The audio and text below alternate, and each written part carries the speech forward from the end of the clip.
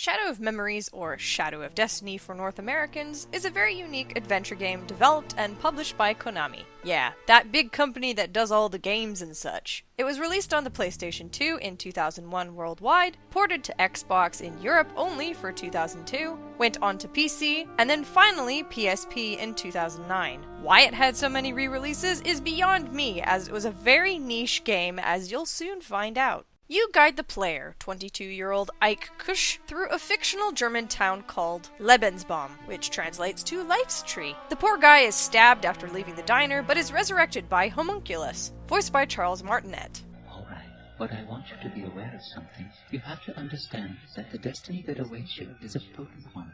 It's me, Mario! The effeminate genie gives our protagonist the Digipad, a device that can send Ike back in time to find out who's killing him and to prevent his own death, which happens a lot, and sometimes in really dumb ways.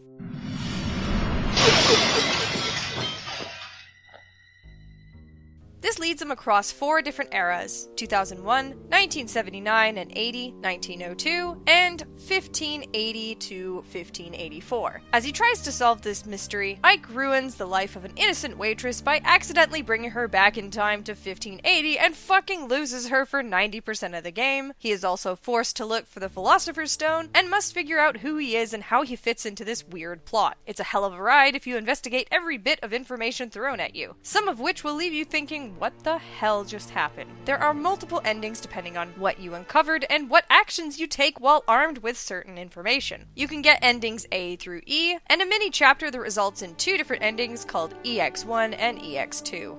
Gameplay involves you running around, finding clues, and setting up ways to prevent Ike's death. There's no fighting off enemies, just investigating and uncovering bits of information that may seem pointless, but in the end, it might just save his life. As for graphics, you can tell it's dated. It was a very early PlayStation 2 game, though it looks like it could be on the N64. There's also this awkwardness that I can only describe as anime-esque, like the over-the-top reaction when Ike wakes up at the diner.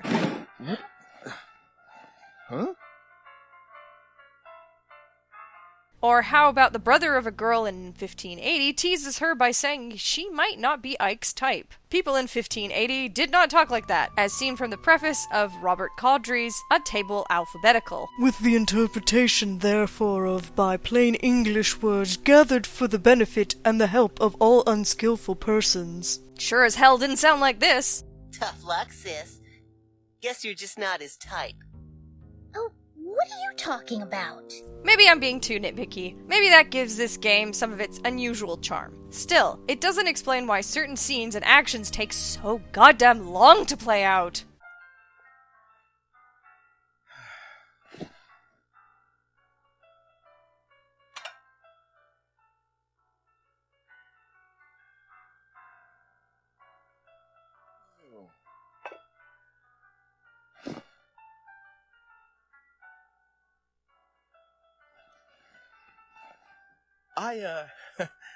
I'll just leave what I owe for the coffee here.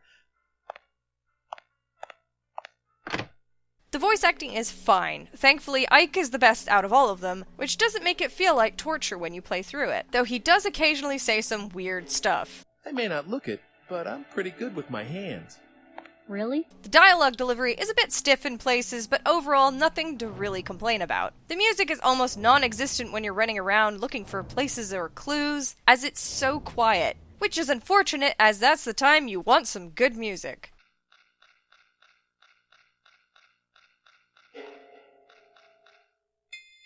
Looks like we're in for bad weather.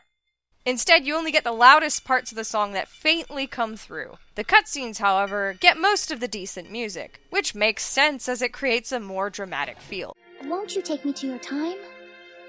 No, I can't do that. It's not possible. The future will change.